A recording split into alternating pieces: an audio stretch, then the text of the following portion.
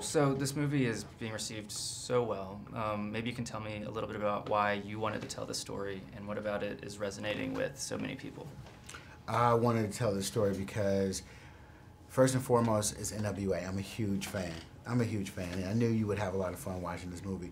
The other part of it is, you know, it's personal to me. You know, I grew up in that environment at the time, in that era, and I know all the details. You know, I was there when Cube left the group and Dre left the group, and I worked with them on the music videos and things like that. So there is the hip-hop history, there is the personal history, and then there's just American history, which, you know, they changed the world at the time. And I get a chance to put on my journalist hat, my historian hat, and, you know, 100 years from now when people want to get a sense of what was going on in America in the 80s and 90s, this is one of the films they'll watch, and that's why. Right. Now, you are from LA, so tell me about how that affected your process. You know, people didn't have to tell you what it was like. They didn't, you know, but I still did research. You know, I knew a lot about the culture, about what was going on, the music, the details, the wardrobe, all the stuff that you can imagine. But because of that, I worked extra hard because I just wanted to make sure I didn't find myself comfortable and just kind of, you know, doing something that felt comfortable. This group was very potent and they are very edgy, and I think it required that type of approach to make the movie. Like, really get in there and really make it happen. Definitely, and that really shows. And maybe you can talk a little bit about having some of the real guys actually here to help bring it even that extra step forward, and what it was like even on set, having the guys interact with their sort of real-life counterparts.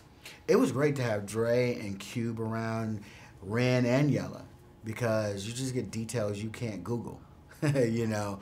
And that's what people want to see when they go to the movies. You have all these great stories. We couldn't fit them all into the movie, but I think we got the best of those stories and we put them in the movie. But, you know, when Dre's like, hey, listen, this is what happened when we had this fight, or this is what happened when we were in the studio. I mean, you experienced that when you watch them recording Eazy-E for the first time. It's hilarious, but it's also drama. And you can't get that by Wikipedia, what happened when they recorded Boys in the Hood. You had to get that from the producer and also from the writer, and they were both there, and it was great.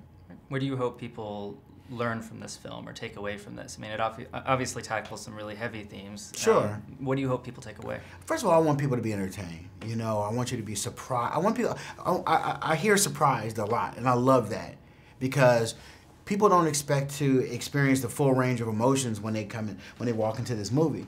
And, you know, it's always good to be surprised, you know, when you watch a movie. There are some, you know, really important themes that we touch on, but ultimately the movie is a lot of fun, and those themes give it depth and heart. And so just the full experience is what I want people to take away when they actually watch the movie. Yeah, I mean, and to be inspired. I mean, come on, these guys started in the garage.